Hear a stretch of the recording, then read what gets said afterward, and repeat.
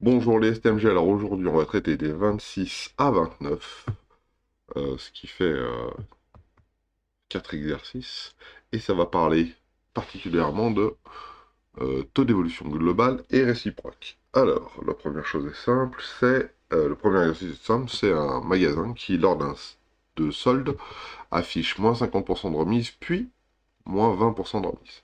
Donc on va refaire notre petit schéma, hein. Je vous renvoie aux premières vidéos où on avait un petit rappel de cours comme celui-ci.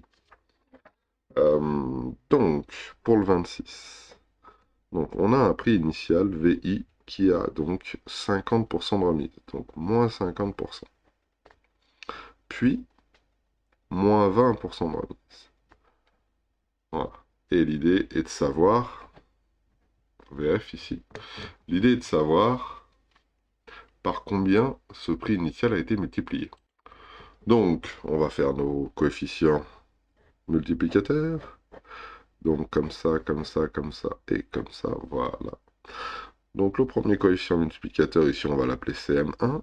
Le deuxième coefficient multiplicateur, on va l'appeler CM2. Voilà. Et on va calculer les deux.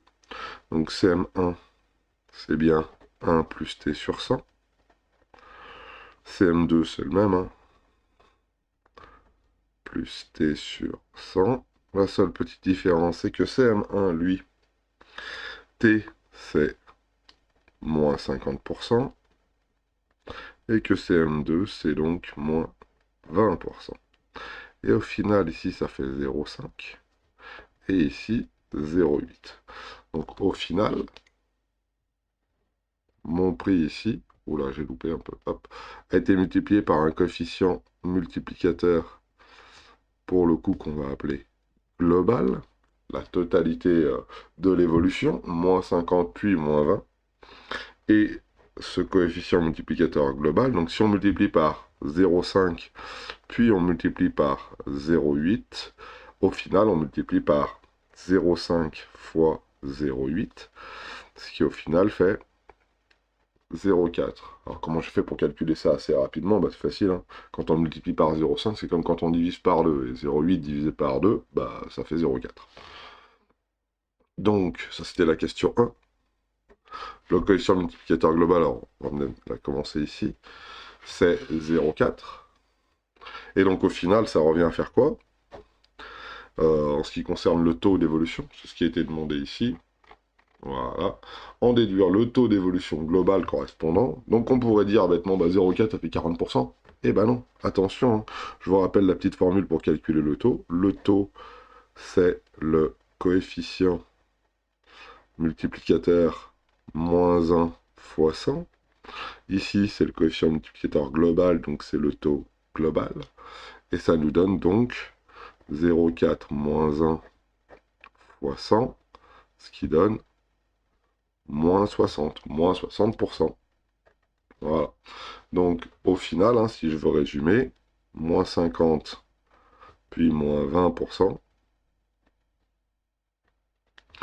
ça donne la même chose que moins 60%.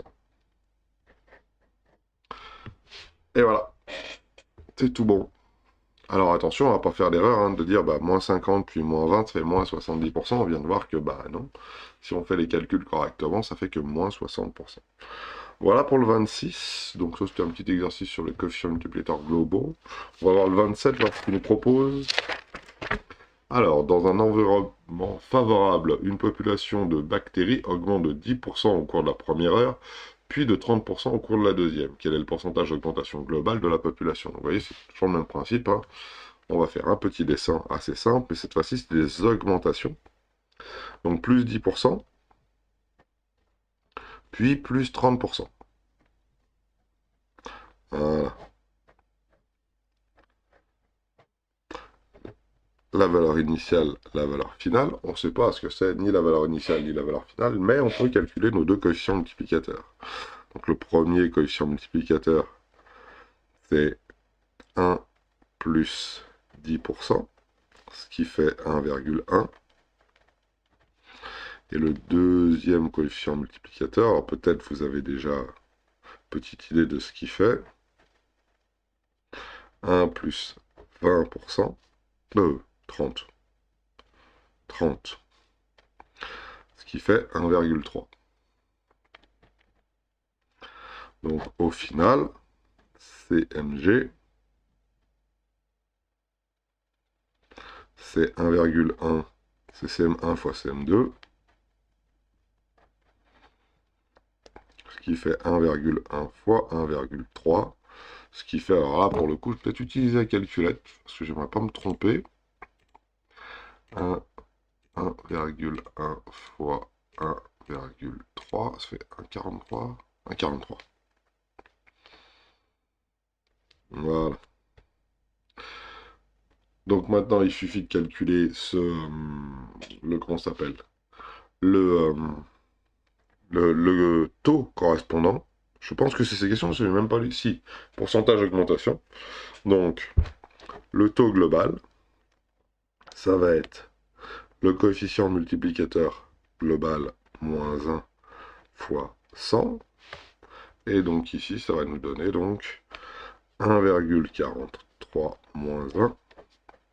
Le tout fois 100, ce qui nous fait 43%. Ah, je suis allé vite, hein. Mais regardez bien. 1,43 moins 1, ça fait 0,43. Et 0,43 fois 100, bah, ça fait 43%. Voilà, donc plus 43% d'augmentation. Donc là, pareil, hein, on aurait pu dire, bah, monsieur, facile, hein, 10% plus 30%, ça fait 40%. Or, c'est pas vrai. 10 plus 100 plus 30%, ça fait pas 40%, ça fait 43%. Alors, l'explication est simple, hein. Là, les 30% qui sont appliqués, c'est une valeur c'est sur une valeur qui est un peu plus grande que la valeur VI. Donc forcément, ça va pas faire 40%. Voilà. 28 maintenant. 28, 28, 28, 28, 28, ça va être par ici. Voilà. Ah, bah voilà, on a des petites choses à compléter en mettant les coefficients multiplicateurs et exactement ce qu'on a fait sur les taux globaux là, mais de manière un peu plus rapide avec en plus une valeur initiale, ce qui est intéressant. On y va, 28. Alors le premier, 800, augmente de 15%. Plus 15%. Donc là, très rapidement, vous savez que ça fait 1,15. Hein, on est d'accord, 1 plus 15 sur 100, ça fait ça. 1 plus 15 sur 100, est-ce que c'est vraiment nécessaire de le taper à la calculatrice? Non, vous avez compris que ça fait ça. Donc ça, c'est fois 800 pour pouvoir avoir la valeur intermédiaire. Ce qui fait ici 920. Et ce 920, il réaugmente cette fois-ci de 25%. Ce qui au final fait multiplier par 1,25 fois 1,25, et ce qui fait 1150. Voilà. Donc maintenant, quel est le coefficient global? Ben ici, le coefficient global, ça va être 1,15 fois 1,25. Hein. Au final, on multiplie par 1,43, 43,75. Et quand on fait le petit calcul, 1,43,75 moins 1 fois 100, donc moins 1, paf, fois 100, paf, ça fait 43%. Plus 43,75%. Ah pareil, hein, on aurait pu faire le calcul, 15 plus 25, ça fait 40. Oh, ça augmente de 40%. Eh ben non, hein, ça augmente de 43,75%. Il faut bien faire ce petit schéma là pour pouvoir obtenir le prix initial, le prix final et le bon taux d'augmentation, le bon taux d'évolution globale. Alors pareil pour le B, hein, mais ça va être exactement le même principe, sûrement avec des diminutions.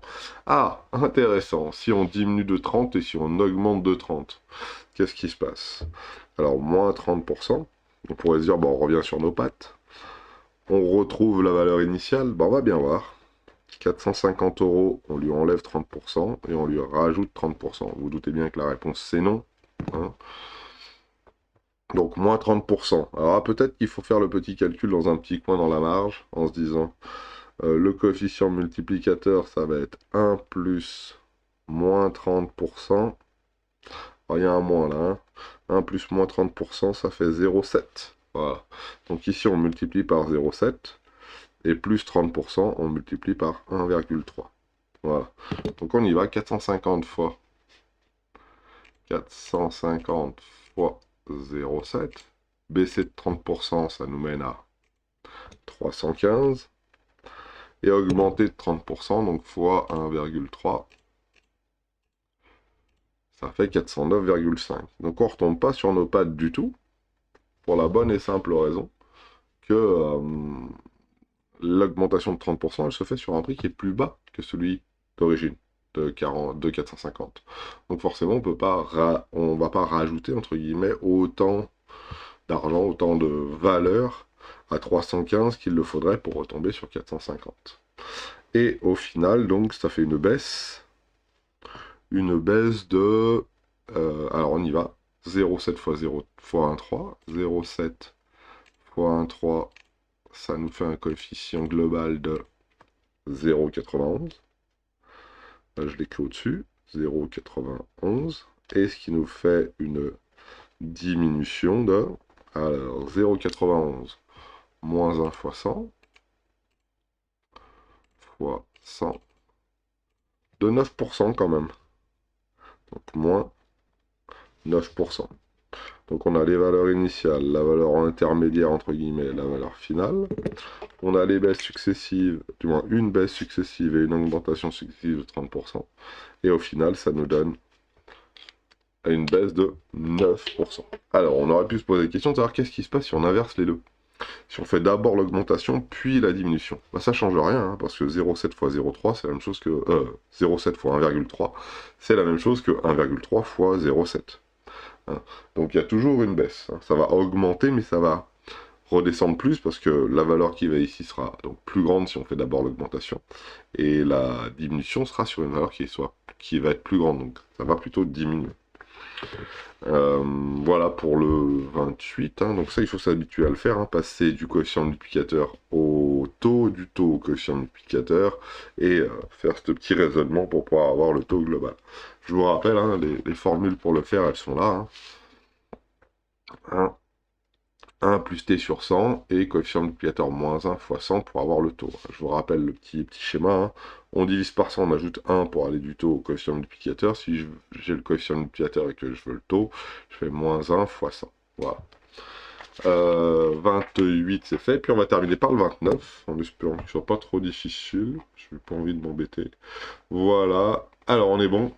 Indiquer si les affirmations suivantes sont vraies ou fausses, puis justifier. Justifier? Ouais, allez, justifions. C'est parti. Alors, 29. Une augmentation de 20%, puis une diminution de 20%. Il est donc revenu à sa valeur initiale. Alors là, on peut justifier de plein de manières, mais on vient de se rendre compte qu'avec 30%, ça ne marchait pas. Donc avec 20%, ça n'a pas mieux marché. On peut le faire. Hein. Plus 20%, ça revient à un coefficient multiplicateur taux numéro 1. Plus 20%, ça revient à CM1 qui vaut 1,2. Le taux numéro 2, moins 20%, ça revient à un coefficient multiplicateur qui vaut 0,8. Et le coefficient multiplicateur global, c'est 1,2 fois 0,8. On peut le taper à la calculette histoire de voir ce que ça donne. 1,02 2 fois 0,8. Au final, ça fait 0,96. Et 0,96, c'est différent de 1. On a un nombre un coefficient qui va être différent de 1, donc forcément, au final, on ne va pas retrouver nos petits, entre guillemets, et on va se retrouver avec une valeur finale qui sera différente de leur initiale. Et d'ailleurs, hein, ça donne un taux global de CMG moins 1 fois 100, qui est de moins 4% et pas de 0%. Voilà pour celui-là. Et pour le petit b que j'ai fait ici, on vous demandait si deux augmentations successives de 50% étaient équivalentes à une augmentation globale de 125%. Alors je l'ai fait pendant la pause, désolé. Donc le taux numéro 1 c'est 50%, ce qui donne un coefficient multiplicateur de 1,5. Et le taux numéro 2, bah, c'est 50% aussi, hein, deux augmentations successives de 50%. Ça devient à multiplier 2 fois par 1,5.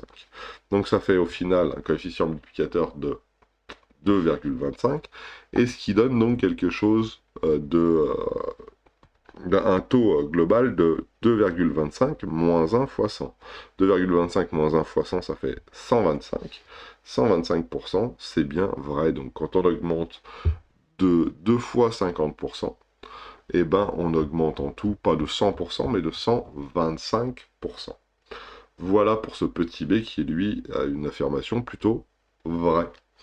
Je vous souhaite à tous de passer une bonne journée. On se retrouve dans les exercices suivants pour les taux réciproques, il me semble.